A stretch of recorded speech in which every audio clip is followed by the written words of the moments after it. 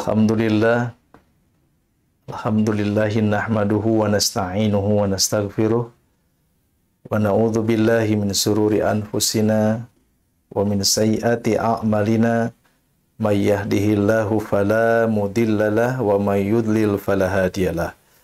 Asyhadu an la ilaha illallah wahdahu la syarikalah wa asyhadu anna Muhammadan abduhu wa rasuluh. Subhanaka la ilma lana illa ma 'allamtana innaka antal alimul hakim. Amma ba'd. Radina billahi robba wa bil islami dina wa bi Muhammadin sallallahu alaihi wasallam nabiyya wa rasula. Allahumma inna nas'aluka ilman nafi'a wa rizqan thayyiba wa amalan mutaqabbala. Sabadana puji syukur ke Allah Ta'ala kalayan di dadasaran ku kayakinan wireh kalayan takdir sareng kudrohna. Alhamdulillah simkuring tiasa nepangandai pamirsa di Ari Salah TV tangtosna dina acara anu parantos maneuh nyaeta ngalenyepan ayat-ayat Qur'aniyah, ayat-ayat kauliyah sareng ayat-ayat kauniyah. Insyaallah dina pedara nu ayeuna kalayan miharep ridho magfirah bimbingan ti Allah Subhanahu wa taala sejak ngadadar ngaguar Al-Muharram bulan nu haram atanapi basa urang nama Muharram bulan nu haram. Pamirsa anu sami-sami miharep dimuliakeun ku Allah Subhanahu wa taala, mugi-mugi salawasna urang sadaya aya dina panang tayungan anjeunna, boh zahirna, boh batinna. Oge mugi-mugi urang sadaya disalametkeun, ditebihkeun tina pirang-pirang perkara anu matak ngamudaratkeun urang sadaya. Sakumaha doa anu parantos dicontohkeun, dibimbingkeun ku Rasulullah sallallahu alaihi wasallam ka urang sadaya salaku umatna nyaeta Allahumma inna na'udzubika minal barasi wal jununi wal judhami wa min sayil asqam. Insyaallah urang sadaya ditebihkeun tina rupa-rupa panyawat kasakit kanyeri anu memang urang teu kawasa nyang hareupanana nungkulanana. Kalayan harapan mugi-mugi sasalad pandemi ku Allah Subhanahu wa taala diangkat, disirna ilangkeun. Oge mugi-mugi urang sadaya tiasa hirup kumbuh di ieu bumi dina kaayaan sehat tur afiat. Amin ya rabbal alamin. Pamirsa sakumaha tadi parantos diuningakeun wireh pedara nu ayeuna nyaeta ngeunaan Al-Muharram bulan nu haram. Al-Muharram teh nyaeta bulan kahiji, bulan mimiti.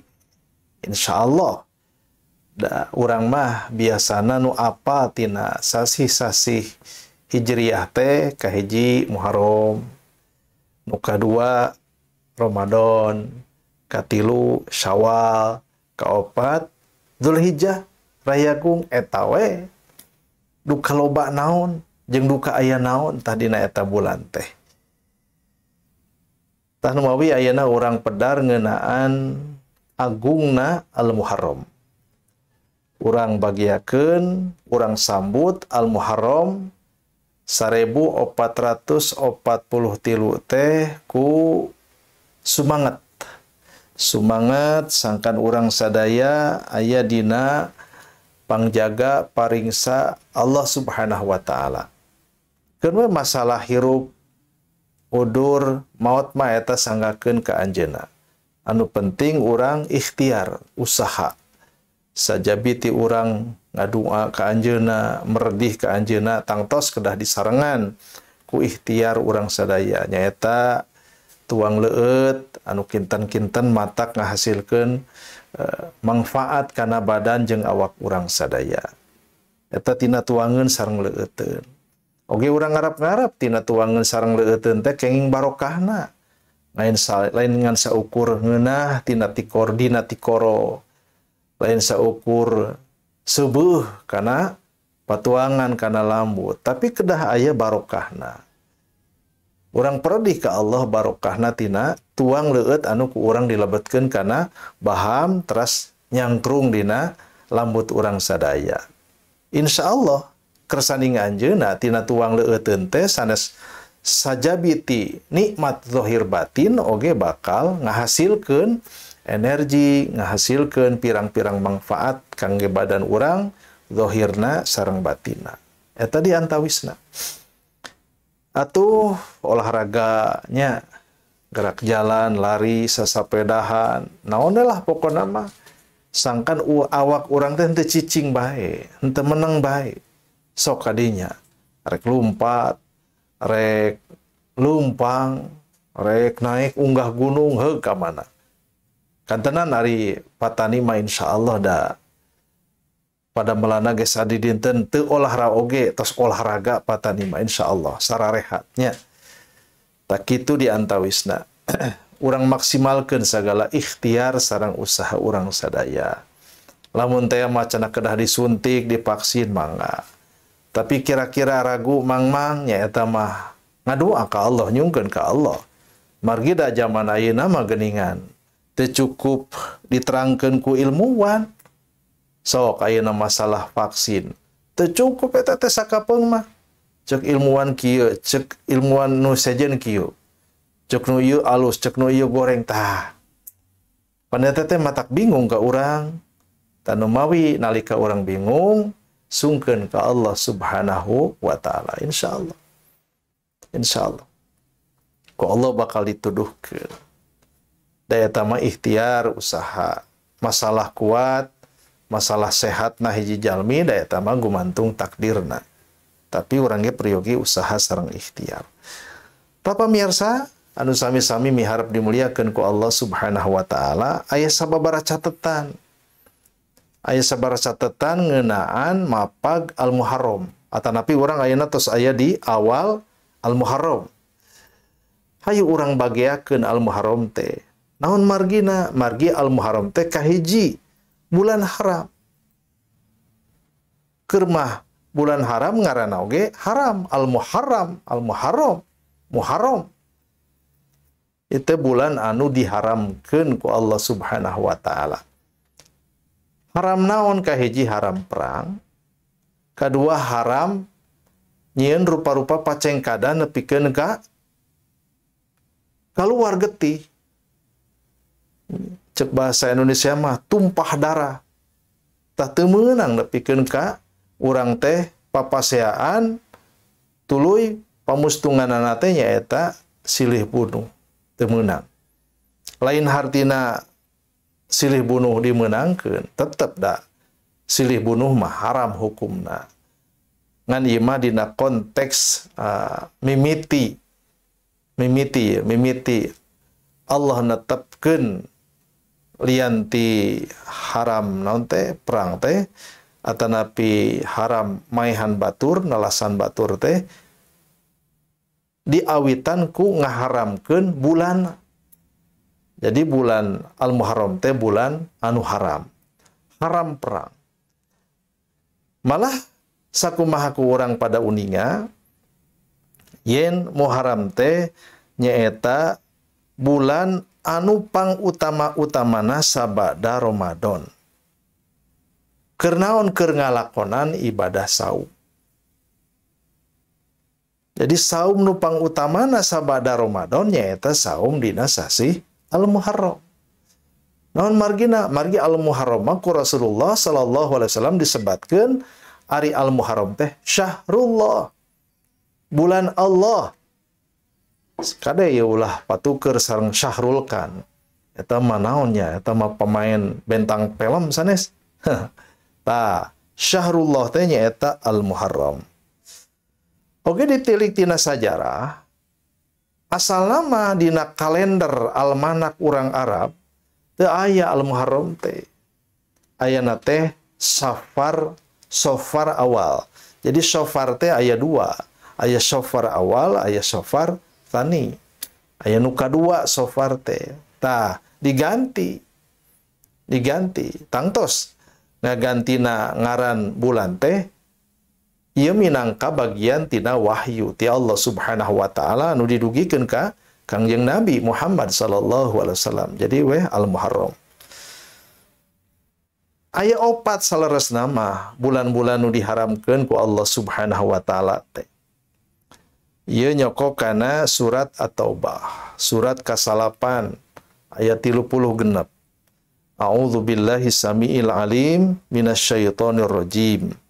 Inna iddatash syuhuri 'indallahi 12 syahra.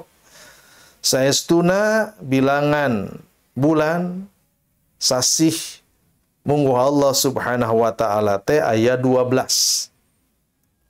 Jadi jumlah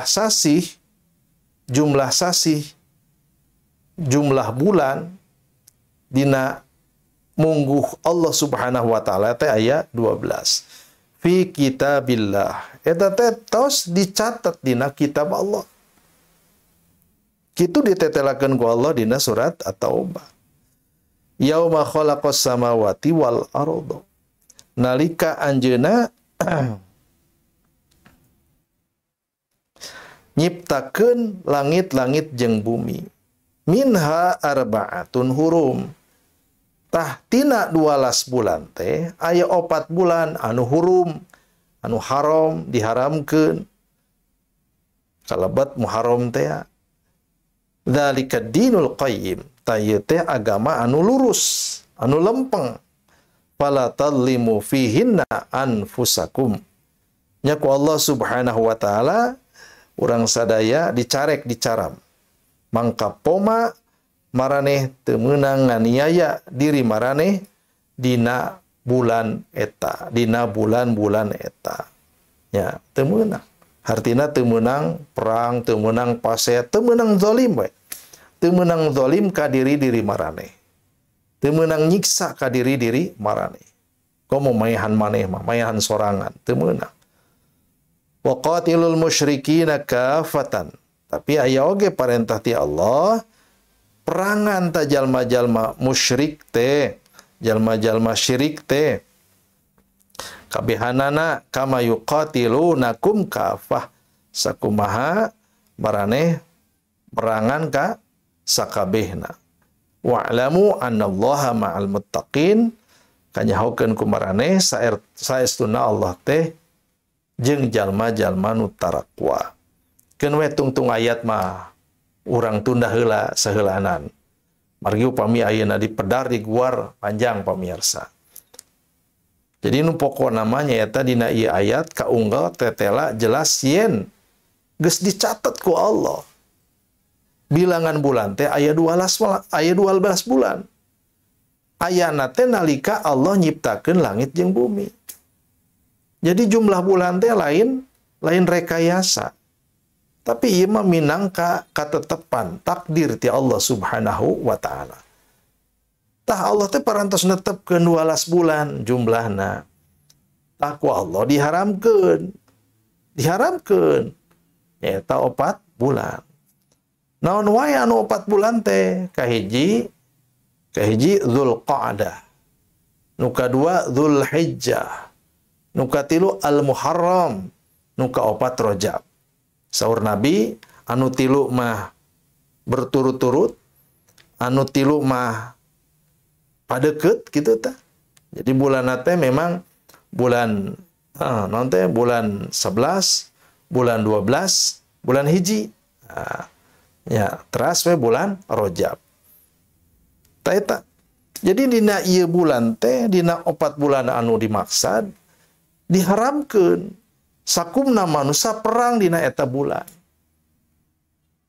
Ieu teh minangka katetapan Allah Subhanahu wa taala.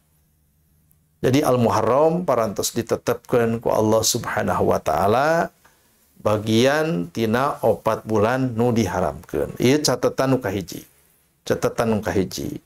Insyaallah pamirsa matos pada uninga nya ieu mah ngawartosan nu teu acan apa. Diwartosan gitu. Upami teh mah nu tos arapa nya diingetan deui. Boh bilih gitu, bilih hilap ngeunaan Al-Muharram ieu. Jadi bulan Muharram diharamkeun ku Allah. Mun diharamkeun ku Allah hartina ieu bulan teh boga kaistimewaan. Allah wae ngaistimewakeun, tah lamun urang ayeuna hoyong kenging berkah, kenging pahala, kenging karunia ti Allah Subhanahu wa taala, yuk urang sareng-sareng sasarengan muliakeun ieu bulan. Kunaon? Ku kataatan ka patuhan ka anjeunna. Eta nu kahiji. Nu kadua ku Rasulullah sallallahu alaihi wasallam ditandaskeun lian ti al-Muharram teh bulan nu haram ditetapkeun ku Allah. Oge ku Rasulullah ditandaskeun yen al-Muharram teh nyaeta syahrullah. Bulan Allah. Ieu sakumaha nyokok kana hiji hadis nu katampi ti Abu Hurairah radhiyallahu an. Anjeunna sasauran Rasulullah sallallahu alaihi wasallam kantos ngandika afdhalus siyami ba'da ramadhana, pang utama-utamana saum sabada Ramadan syahrullah nyaeta dina bulan Allah.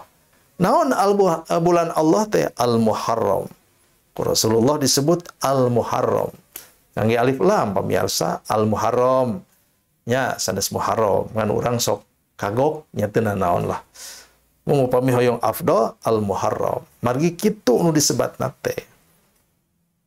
Wa afdalus sholati ba'dal fardhu, sarta salat anu pang utama-utamana sabada salat fardu anu 5 nyaeta salatul lail, salat wengi, tahajud teh ya. Witir teh ya. Cing wengi tadi kalangkung teh. Mawi pamirsa sok ayeuna mah ajamkeun. Lamun teh mah teu bisa saum dina bulan al-Muharram ieu, usahakeun unggal wengi ulah kalangkung tahajud. Nya, sok we da Rasulullah oge teu ngabang baluhan anu abot. Saur anjeunna sok salat 2 rakaat. Lamun maneh ayeuna ragu atanapi hariwang, subuh, fajar datang geuwat tutup pungkas ku witir. Bisa hiji, bisa 3. Beres. Atau setetos lebet tahajud pamirsa. Ya. Ya syukur-syukur afdol sampurna 11 rakaat. Ngawitan 2 rakaat syukrul wudu nya. Terus we lebet naon teh ku tahajud teh ya. Bade 2, bade 4 mangga. Ya. Terus we pungkas ku witir. Nah hiji atanapi 3. 3 we lah nu umumna dugikeun ka 11 rakaat insyaallah. Ulah hilap sulang seling tah beres salat teh zikir heula ka Allah, tobat heula ka Allah, tasbih heula ka Allah. Insyaallah salat tahajud urang dilakonan dina wengi-wengi al-Muharram mantap. Nya siangna saum, wengina tahajud. Ulah ieu mah beurangna barang dahar peutingna sare tibra. Ieu mah hartina nya moal ari nyebatkeun teu ngamuliakeun al-Muharram cing atuh bentenkeun. Pan urang tos dipasihan ilmu ku Allah. Yen Allah tos netepkeun bulan samemeh Allah netepkeun nyiptakeun langit jeung bumi. Aya 12 eta bulan teh ku Allah ditetelakeun. Tah tina 4 teh tina 12 teh aya 4 nu di muliakeun nu diharamkeun. Jadi 8 mah henteu diharamkeun, anu 4 mah diharamkeun ku Allah Subhanahu wa taala. Anu kaduana ditandaskeun ku Rasulullah, kade ye ulah ngalalaworakeun al-Muharram. Nya, sabab al-Muharram teh syahrullah. Teu aya saum anu pang afdolna sabada saum Ramadan kajaba. Saum dina poe-poe al-Muharram. Oge teh aya salat wengi anu pangabdol teh aya salat teh aya salat nu pangabdolna sabada salat wengi kajaba tahajud. Komo lamun tahajudna teh dina wengi-wengi al-Muharram kitu. Nya. Keun we lah masalah sasalat mah tong kaganggu ku eta, keun ulah hariweuh misalna teh aya genap ganjil cenah ayeuna keun ulah diriweuhkeun ku eta. Keun ayeuna mah fokus urang teh, konsentrasi urang teh, puseurkeun pikiran urang. Ayeuna teh bulan al-Muharram, hayu urang maksimalkeun ku rupa-rupa ibadah. maca Quran, tahajud, saum, sodako, naon we lah anu urang mampu gitu. Sangkan naon, sangkan urang bisa ngaeliminir, ngurangan. Syukur-syukur tiasa nyingkahan ngajauhan pirang-pirang padamelan maksiat durhaka ka Allah Subhanahu wa taala. Insyaallah ieu bagian tina cara urang ngamuliakeun al-Muharram. Insyaallah pahalana ageng, pahalana badag luar biasa. Ya, kade ulah iyalah. Da ieu teh salerosna mah nganasehatan sorangan pamirsa mohon. Itu matak sok era lamun penting teh kaburangan tahajud sok era. Atanapi tahajud teh henteu poal kitu nya sok era ka sorangan teh. Ya Allah, kabatur we bisa mamagahan ai ka sorangan tah kitu. Ieu hadis diuningakeun ku Imam Muslim sareng ku Imam Ibnu Huzaimah. Ya.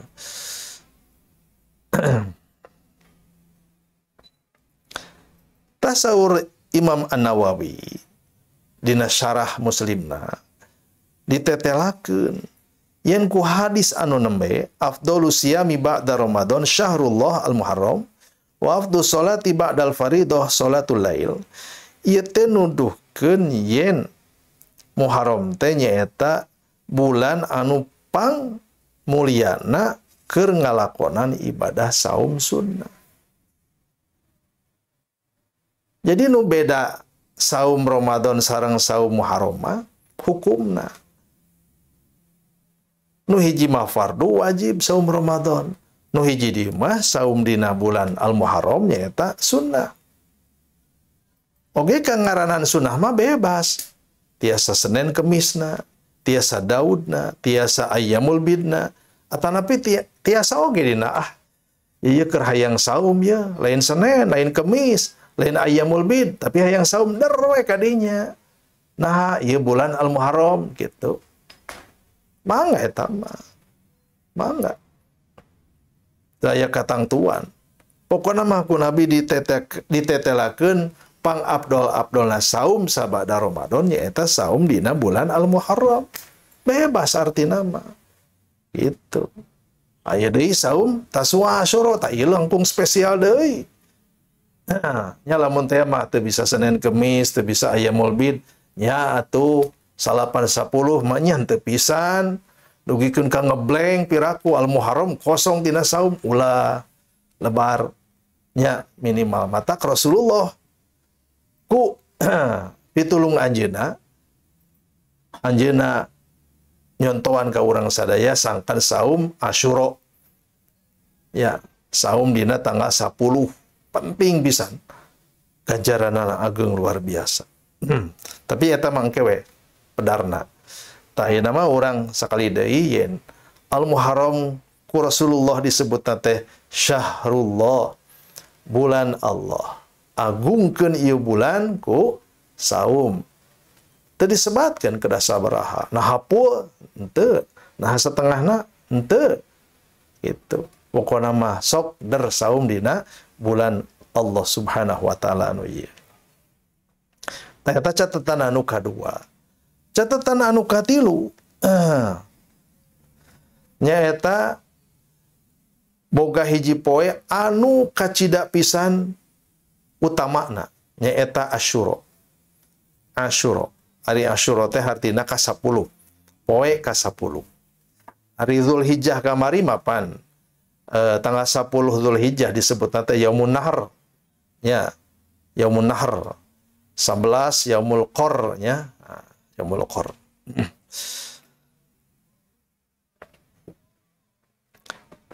Ta aya hiji poe anu kacida agungna nu katelah Asyura. Dina hiji hadis diuniakeun kieu pamirsa. An Ibnu Abbasin radhiyallahu anhuma anna Nabiyya sallallahu alaihi wasallam lama qadimal Madinah nalika anjeunna dugi ka Madinah wajadahum yasumuna yauman nyampak geuningan urang Madinah teh paruasa sapoe dina tanggal eta. Yani Asyura nyaeta poe ka-10 dina bulan Al-Muharram. Faqalu hadza yaumun adzim. Ceuk maranehna teh, naon sababna kami puasa dina ieu poe? Dina 10 Muharram anu katelah Asyura teh ya. Sabab ieu teh yaumun adzimun. Ieu teh poe anu kacida agungna. Hari besar. Ya, di urang mah hari besar teh tanggal 1. Nya, leres tanggal 1. Beureum dina kalender oge. Ngan tahun ieu mah digeser tah. Prena teh gitu. Duka naon tah alasanna nama alasan PPKM jeung sajabana Allahu a'lam. Tah tanggal 10 teh ceuk maranehna ceuk padumuk Madinah, penduduk Madinah, ieu teh hadza yaumun adzim. Wa huwa yaumun najjallahu fihi Musa. Dina poe ieu teh Allah geus nyalametkeun Musa alaihissalam. Tangtosna tina udagan Firaun jeung bala tentarana. Wa gharaqa ala Firaun. Sarta dina ieu poe Allah ngalalepkeun kulawarga Firaun. Maksudna mah Firaun jeung tentarana. Anu teu suka, anu cecep, anu geuleuh dengdam ka Nabi Musa sareng anu nurut ka anjeunna. Fasoma Musa syukron lillah. Nya weh dina taun hareupna teh dina raraga mieling. Muni urang mah dina raraga milad, dina raraga haul, dina raraga tepung taun. Panggih deui tanggal 10 Al-Muharram teh. Tuh, jadi lamun nurutkeun ieu hadis mah zaman Nabi Musa ge tos aya almanak, tos aya kalender. Tanu mawi cenah fasoma Musa syukron lillah. Minangka syukur ka Allah, Nabi Musa teh saum dina dinten ieu. Dituturkeun tak ku umat Musa alaihissalam teh. Oh kitu. Lamun kitu mah faqala ana aula bi Musa minhu. Ya. Kaula teh leuwih deukeut ka Nabi Musa tibatan maranehna. Nya. Hum teh hartina di dieu urang Yahudi sebutkan we kitu. Urang Yahudi di Madinah paruasa dina tanggal 10 Al-Muharram. Teras itu saur Nabi teh. Nya saur anjeunna ana aula bi Musa minhum. Ya, kaula teh leuwih deukeut hubunganana ka Nabi Musa tibatan maranehna. Wasomahu wa amaro bisyamihi. Teras we anjeunna ge saum, lajeng anjeunna oge marentah saum dina tanggal ieu. Kitu diuningakeun dina hiji hadis. Hadis Bukhari oge hadis Muslim. Jadi kahiji mawasan-basan ieu, kahiji Muharram teh bulan haram, bulan nu haram. Anu kadua bulan Al-Muharram teh bulan Allah. Nu katilu dina bulan Muharram teh aya hiji poe nu kacida agungna nyaeta tanggal 10 nu katelah Asyura. Nalika Rasulullah manggihan aya hiji kabiasaan orang-orang Yahudi atanapi naon teh umat Nabi Musa horeng aranjeuna geus biasa ngalakonan ibadah saum dina tanggal 10 Asyura. Nalika anjeunna mendakan hiji kaayaan model kieu, geuningan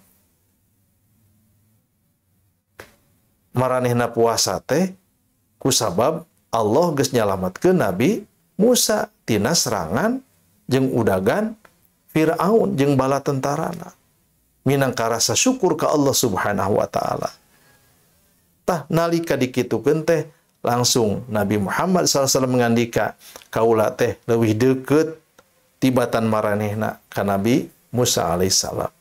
Nya ti harita Nabi Muhammad SAW anjeunna ngalakonan ibadah saum Asyura sarta anjeunna marentahkeun ka umatna ka urang sadaya sangkan ngalakonan saum dina tanggal 10 Al-Muharram nu katelah Asyura teh. Gitu. Jadi hartosna mangga saum teh minimal Asyura na we. Mohon da engke dina fikihna teh kieu nu kapendak kusim kuring mah tiasa salapan 10 tiasa 10 11. Da anu salapan sareng 11 mah eta mah disebutna teh pembeda nu ngabedakeun antara umat Muhammad sareng umat sanes umat Nabi Muhammad. Ngawitan mah Nabi Muhammad oge saumna teh tanggal 10. Malah tanggal 10 teras. Da hoyong sareng salapan 10 mah eta mah teu kabujeng, margi kabujeng dipundut ku Allah Subhanahu wa taala langkung ti payun. Disebat we sunnah cita-cita sunnah. Jadi sunnah Nabi anu teu acan kantos dilakonan ku Nabi tapi parentah nama tos aya, instruksi nama tos aya. Tak itu pamirsa. Jadi pangna Rasulullah saum teh geuningan baheula Allah nyalametkeun Nabi Musa tina dolimna Firaun.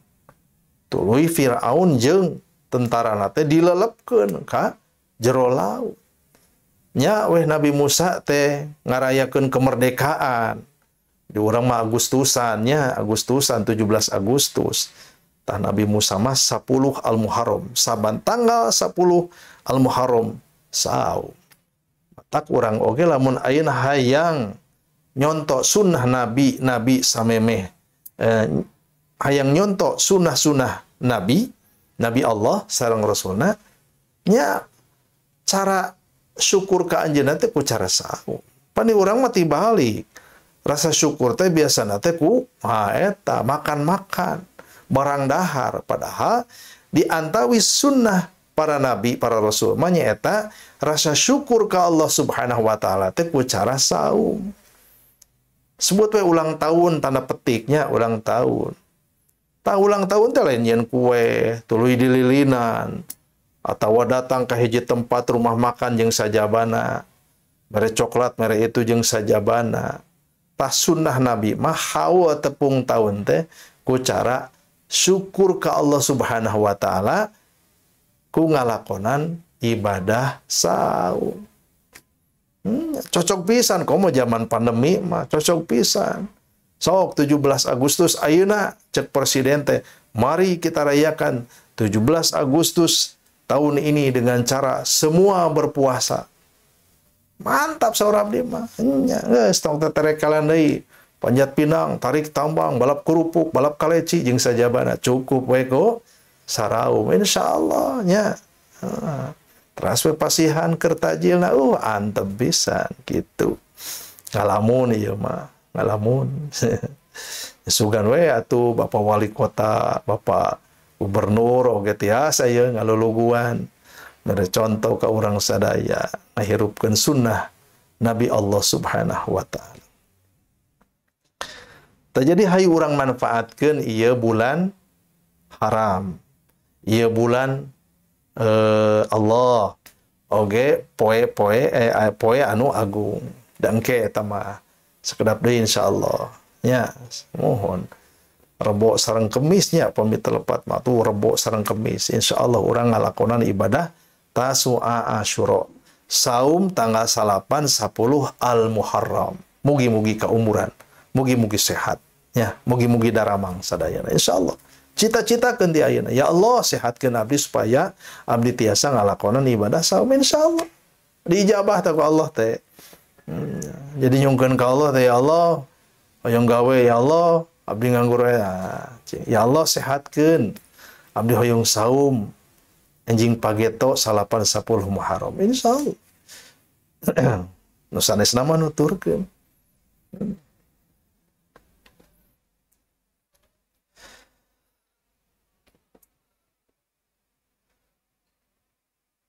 Ku ieu saum teh bakal ngaronjatkeun darajat urang sadaya insyaallah.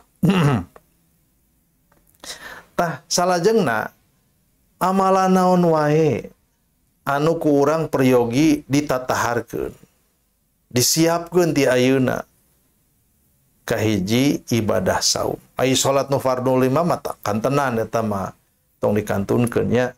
Mohon biasakeun ya. Salat nu fardu, teras salat rawatib, teras tahajud, teras duha, salat nu sanesna. Insyaallah. Insyaallah. Mung ieu mah aya pangna disebatkeun secara khusus teh kumargi aya dalilna. Da upami teh aya dalilna mah moal atos we ibadah sakumaha biasa. Mung jalaran dina sasih Al-Muharram teh aya sababaraha katerangan anu nuduhkeun ibadah secara spesifik, secara khusus, ya urang ge wajib ngedalkeunana. Naon wae nu kahiji mah nyaeta saum. Saum Asyura. Nu pokok ieu, saum Asyura. Da ai salapan mah eta mah pembeda nu ngabedakeun. Nu mawi saur sahabat anu sanesna keur ngabedakeun urang jeung maranehna mah tiasa salapan 10, tiasa 10 11. Dan nu pokona mah saum Al-Muharram.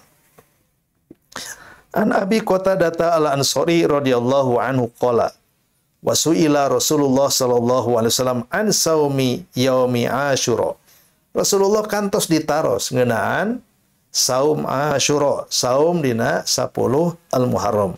Faqala yukafiru sanatal madiyah. Anjeunna neundeun harepan syafaat kangge urang sadaya mugi-mugi ku ngalakonan saum sapoe dina bulan Al-Muharram tanggal 10 teh Asyura teh bisa mupus dosa-dosa sataun ka tukang. Cobi sataun ka tukang. Nah dosa leutik, dosa badak, pokona mah Rasulullah teh nyebatkeun. Sok sanaos para ulama nyebatkeun dosa-dosa leutik. Ari urang mah nya eta mah ku ilmu, ari urang mah ku harapan mah ya Allah mugi-mugi we. Nu dipupus, dihapus, dihampura, dileungitkeun, didelet. Mugi-mugi we lain dosa leutik tapi dosa badage dihampura. Dosa sataun kalarung dipupus ku Allah Subhanahu wa taala. Insyaallah. Komo lamun teh mah urang kamari saum Arafahnya. Saum Arafah urang insyaallah makbulah ditampi ku Allah Subhanahu wa taala. Tuturkeun deui ku saum salapan 10 Al-Muharram dihapus deui. Ya mugi-mugi we nu kamari ge tos kahapus ku saum urang nu samemehna. Dihapus deui ku Allah Subhanahu wa taala insyaallah. Beuki lucir meureun, beuki lenang insyaallah. Teundeun harapan teh sing gede ka Allah Subhanahu wa taala. Tong kagok tong pamang pamirsa nyungkeun ka Allah mah. Nya ayeuna lamun leres sakali deui leres, ceuk ilmu leres. Dosa nu bakal dihampura ku saum sunat teh nyaeta dosa-dosa leutik. Tapi da ka Allah mah sok teundeun harapan. Tangtos eta ge lamun urangna sadar, lamun urangna ngadoa, lamun urangna menta. Dari tementa mah, nya tementa mah. Allah mah bungaheun ka cida lamun dipenta ku hamba-hambana. Sarta Allah leuwih bunga lamun nu menta teh teu menta deui kajaba ti ka anjeunna.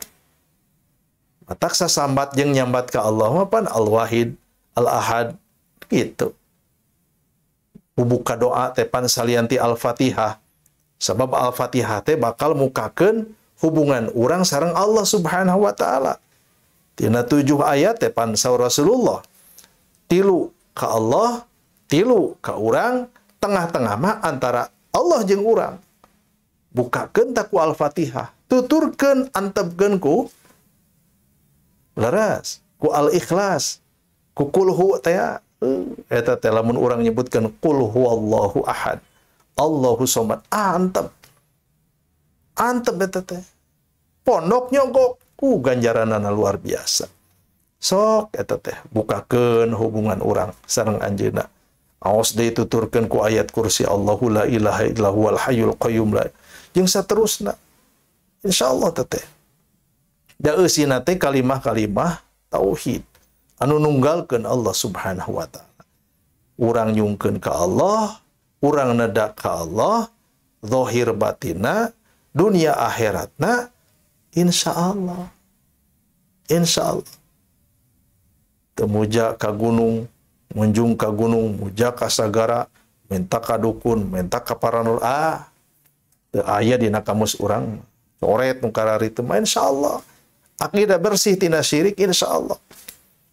Ieu jalan anu lempeng langsung ke Allah Subhanahu wa taala. Ya. Jadi sakali deui sok sanaos ceuk ilmu mah nu baris dihampura teh dosa-dosa leutik laras. Eta mah minangkat katawaduan urang sadaya laras. Para ulama man sanes teu hayang nerangkeun dosa gede ge dihampura sanes saur abdi mah. Tapi ieu minangkat tina katawaduan aranjeunna. Zuhud jeung warona. Oh, daranjeunna mah sanes Allah. Nah ditedunan sareng henteu eta mah gumantung Allah. Tugas urang mah nyaeta minta pangampura ka anjeunna. Oge teundeun harepan ka anjeunna.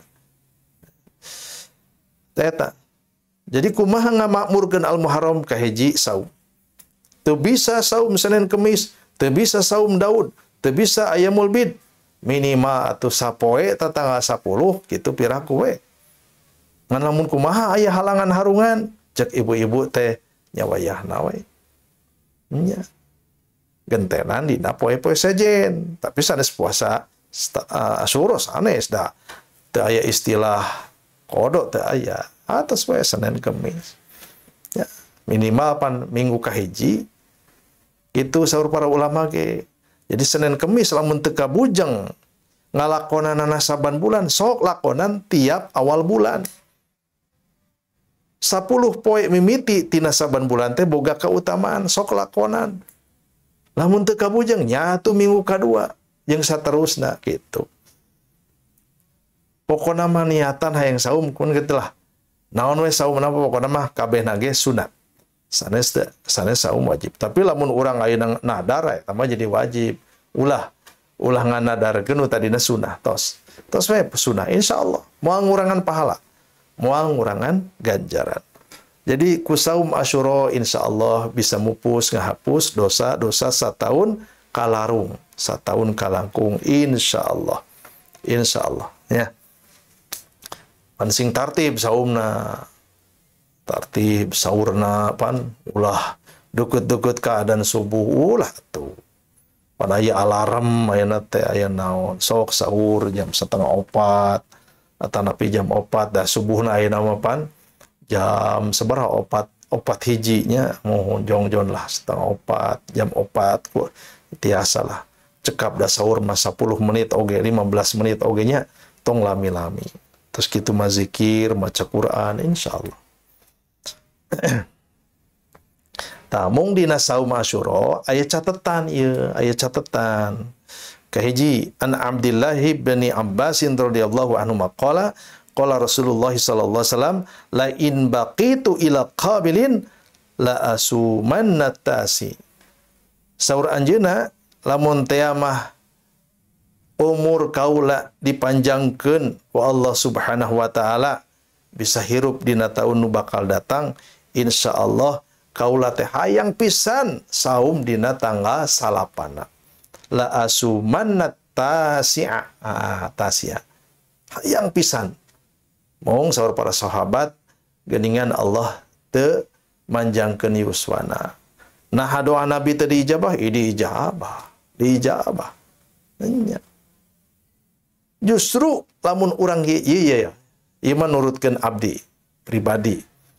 Rasulullah hoyong saum di tahun nu bakal datang teh da biasana ge Asyura we 10-an 10 Muharraman. Tahun payun yuswana teh dipanjangkeun ku Allah. Saha atuh nu manjangkeunana urang tah eta. Jadi saum Tasu'a teh ieu minangka hiji bukti cinta ka Rasulullah. Hiji bukti cinta ka Rasulullah. Nya orang ge pan geuningan sepuh, cek sepuh teh samemeh pupus, samemeh tilar teh bapa mah pokona hayang ngadegkeun ieu di dieu teh mah mushola. Kusabab masjid jauh pisan. Tah mun bisa mah di dieu teh aya mushola. Mun kaumuran mah gitu. Teu kaumuran. Kurama urang teh tuluikeun ku budakna insyaallah. Nya ramana nu pupus kenging pahala. Urang atuh nu ngalajengkeunana ge kenging pahala.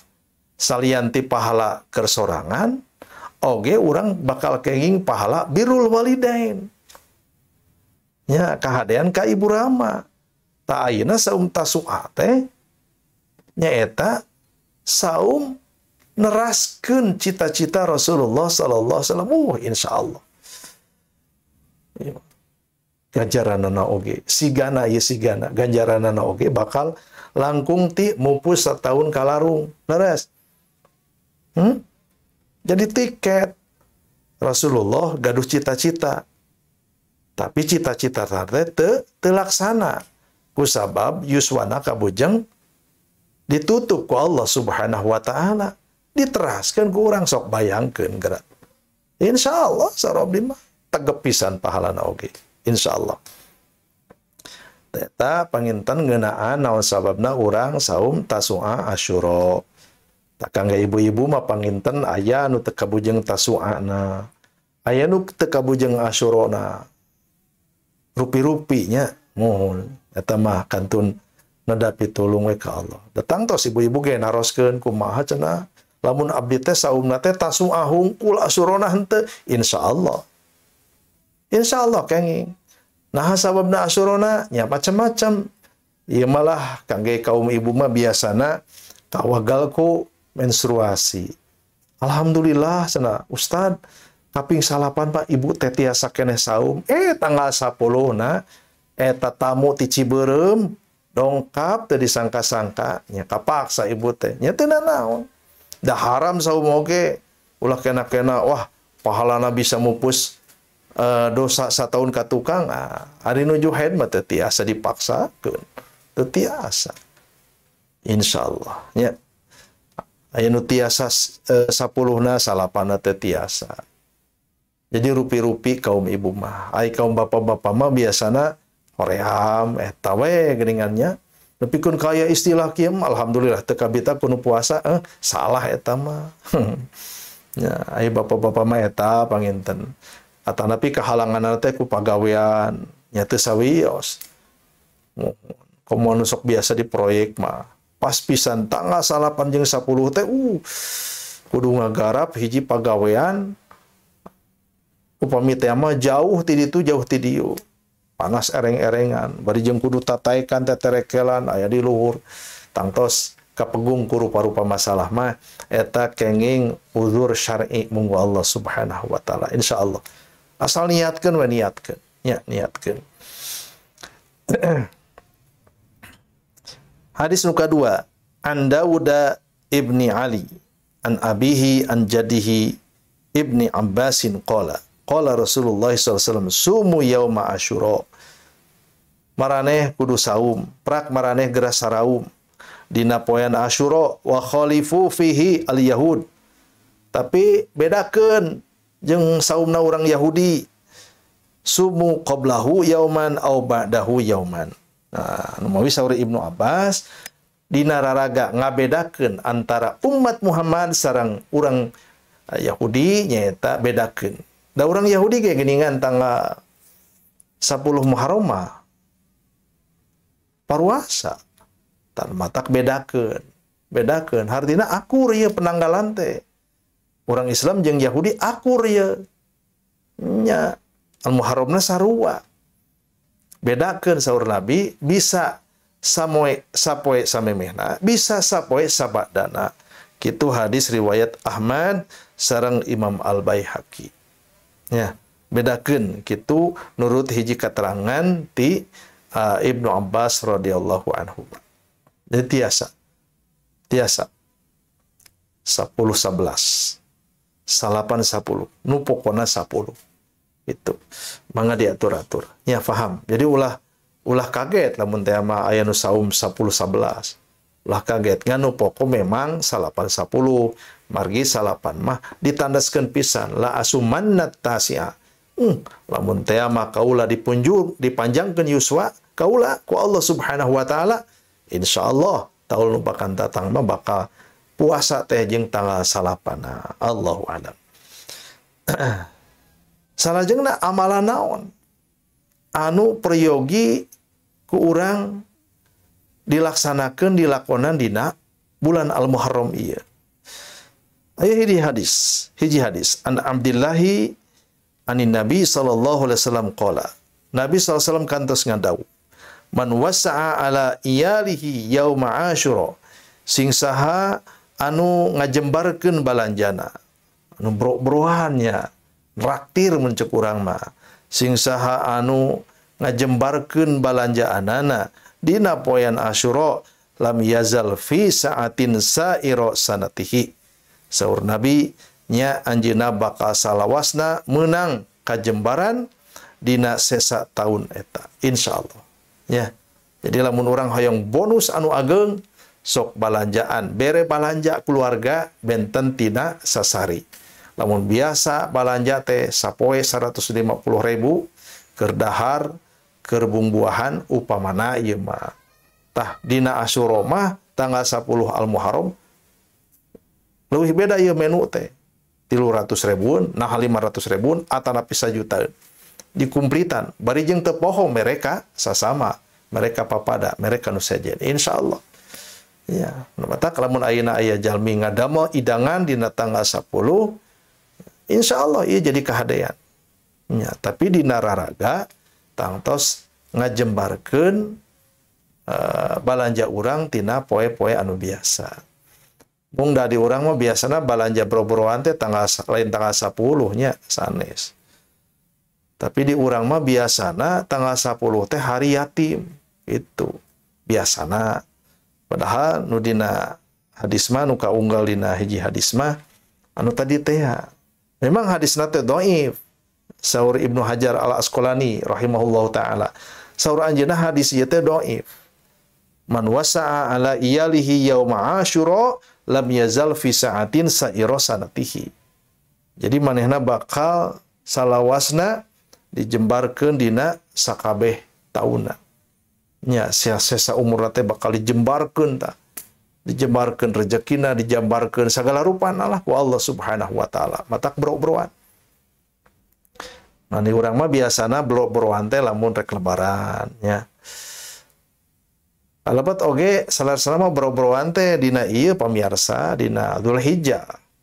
Dzulhijjah teh kedahna teh bro-broan.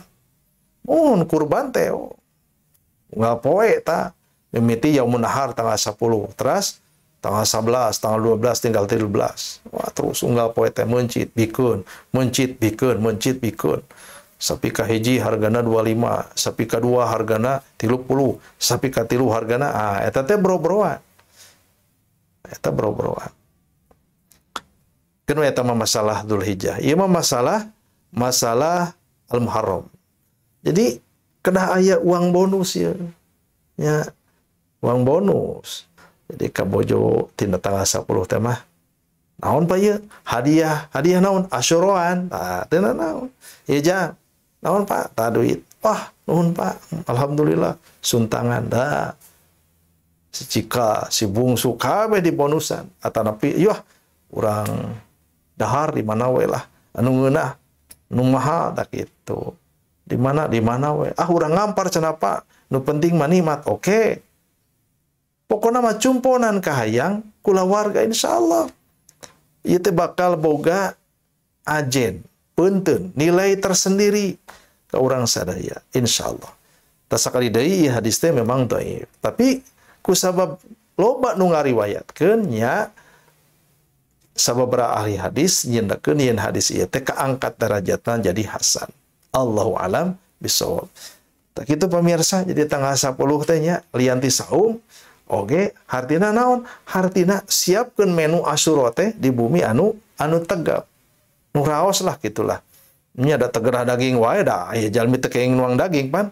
Naon we atulah di urang mah gurame, cobek lele, belut, naon we lah. Atanapi seafood, sana seafood masuk matak. Ieu sana gegetret ganti anu teu matak gegetret. Naon we lah pokona mah anu matak tuang. Anu matak nikmat dituang. Anu matak nikmat dileueutna gitu. Insyaallah. Siapkeun balanja dina tanggal 10. Keur saur jeung keur buka. Atanapi tasu Asyura. siapkeun menu saurna anu spesial, menu bukana oge anu spesial. Teu naon jeung angeun kacang oge nya, nu penting mah angeun angeun kacang, kurupuk, terus sambal nya. Delas pan eta teh nikmat kitu. Nya da nikmat mah teu kudu jeung daging wae, teu kudu jeung sate wae. Teu kedah jeung gepuk wae insyaallah. Naon wae anu cek urang ngeunah nikmat insyaallah. Sanah hoyong ieu we sabal onco mangga gitulah insyaallah. Nya da beda urang, adat urang Sunda sareng adat-adat nu sanesna. Nah barat, nah timur benten. Urang mah biasa we menu karuhun teh sanes. Penting mah ya sambal bisa seunghah oge nepikeun ka ngesang pan eta teh nikmat. Pokona mah enjoykeun menuna, enjoykeun hadiahna dina poean Asyura kitu. Nah, anu kaopat pamirsa, nu tadi mah amalannya. Jadi amalan mah kahiji saum, anu kadua meureunna naon tadi teh? Ya saum lah. Nu pokok mah saum. Anu kadua amalan-amalan sedekah, manfaatkeun, maksimalkeun. Ya, oge rem rupa-rupa kamaksiatan. Insyaallah. Ieu bagian tina tarekah urang ngamuliakeun bulan Allah Al-Muharram insyaallah. Tah, sarta nu kaopat. Nyaeta ngalap berkah tina bulan Ramadan. Jadi poinna mah pamirsa aya 4. Nu kahiji nyaeta Muharram teh bulan Allah. Ya bulan nu diharamkeun ku Allah.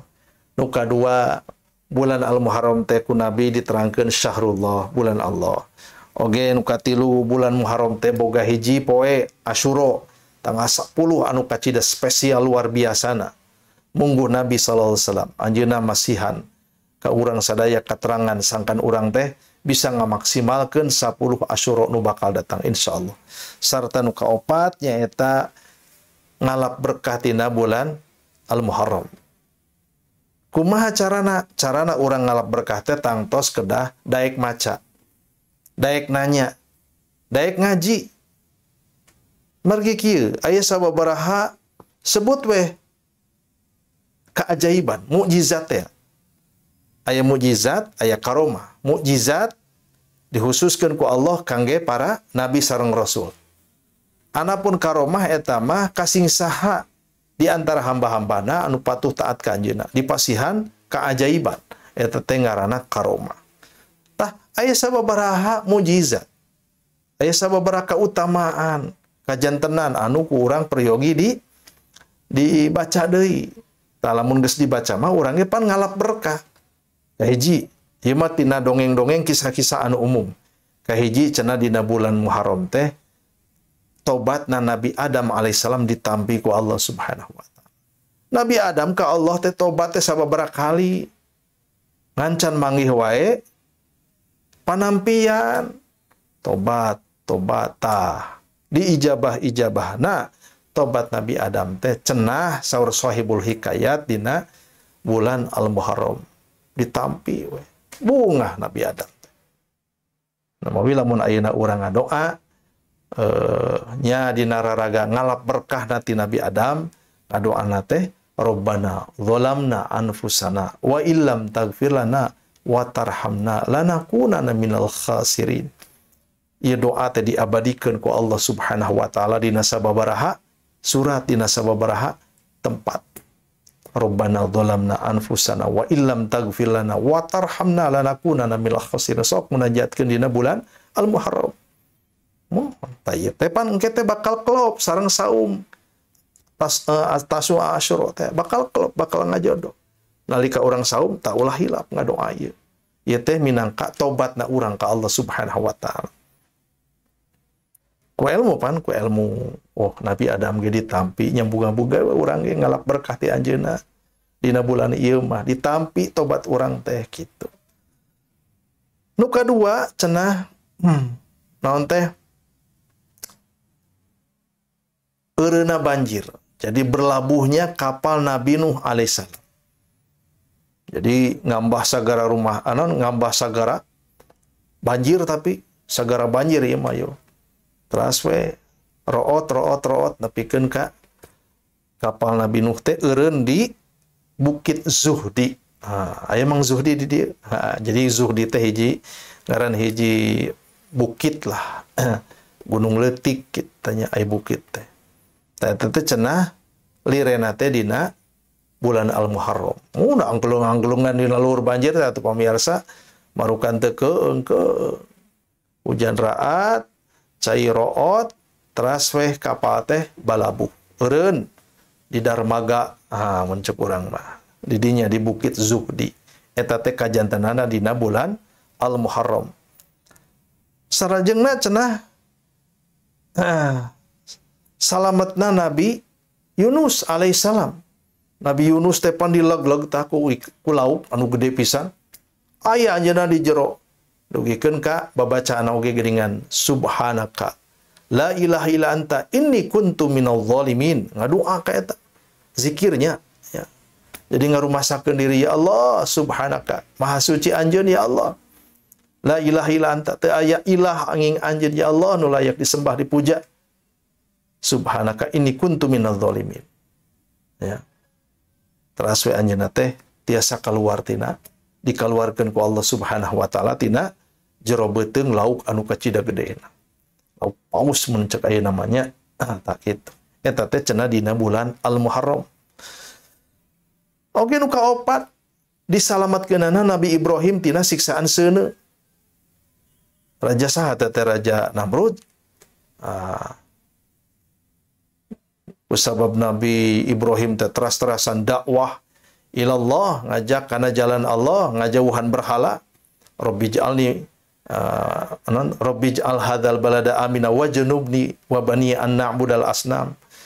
Ngawa pisan, cecep pisan pan Nabi Ibrahim kana asnam teh, kana berhala teh. Patak anjeunna dihukum lagi diduruk bari jeung ditaranjangan. Ditaranjangan pamirsa. Tadi disalametkeun ku Allah. Allah marentah ka seuneu.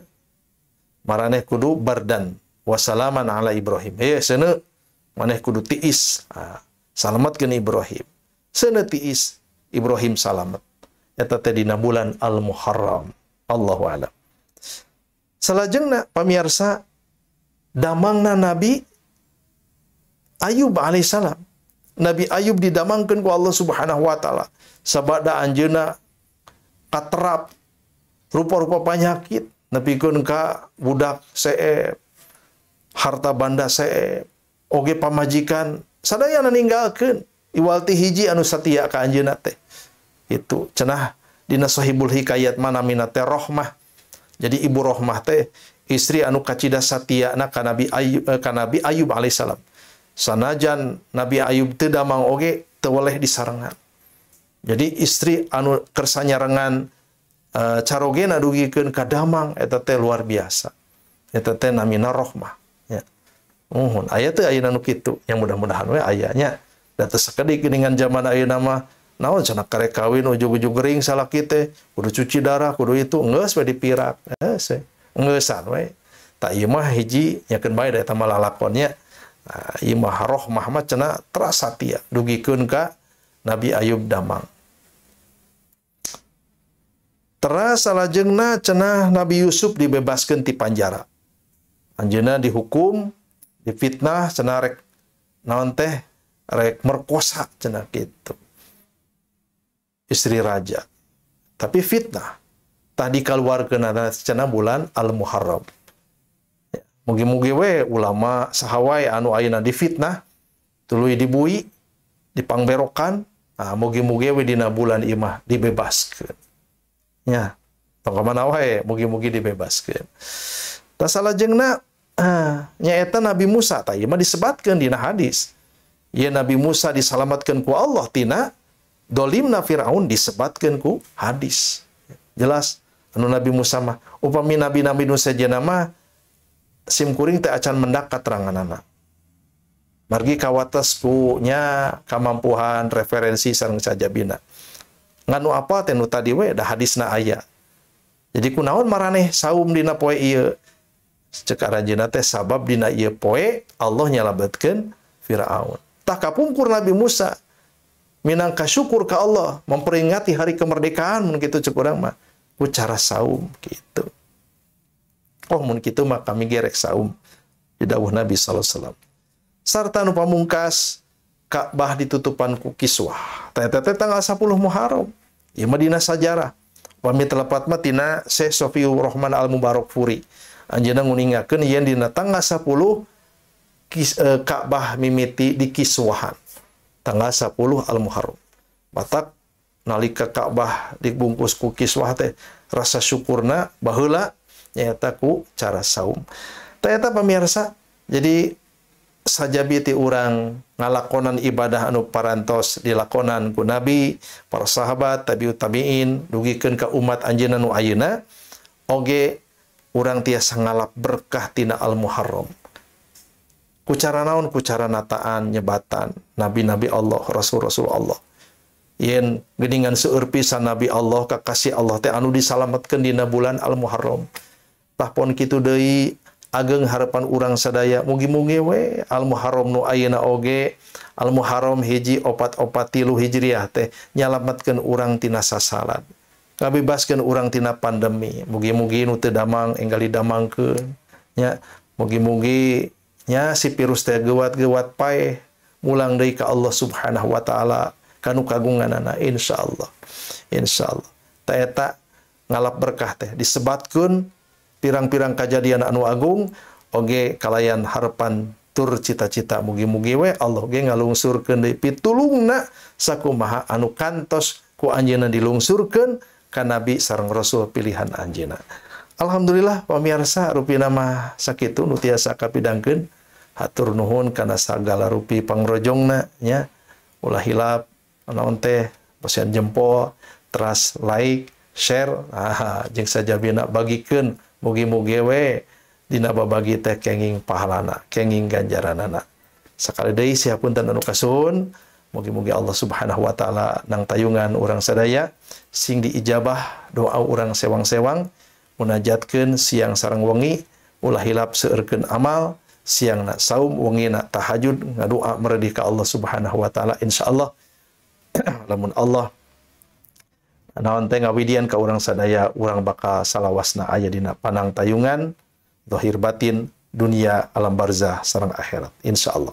Sakitu subhanaka Allahumma wa bihamdika asyhadu an la ilaha illa anta astaghfiruka wa atubu ilaik wa akhiru da'wana anil hamdulillahirabbil alamin. Aqulu qouli hadza wa astaghfirullah li wa lakum. Wassalamu alaikum warahmatullahi wabarakatuh.